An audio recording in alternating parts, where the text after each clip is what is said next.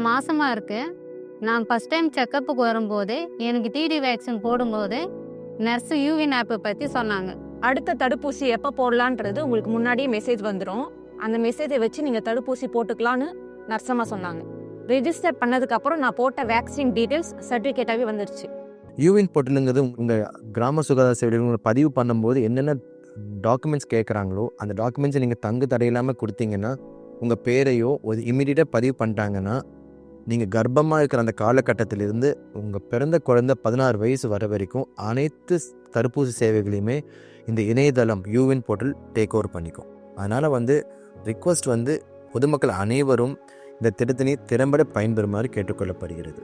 இந்த யூவினோட அட்வான்டேஜ் என்னென்னா, நம்மளோட குழந்தைகளுக்கும் சரி, நம்மளோட பேர குழந்தைகளுக்கோ இல்லை அடுத்த சந்ததிக்கோ நம்ம இந்த தடுப்பூசி முழுமையாக போய் சேரதை நம்மளால் உறுதிப்படுத்த முடியும். இந்த ஒரு நல்ல வாய்ப்பை பொதுமக்களும் பயன்படுத்திக்கணும்.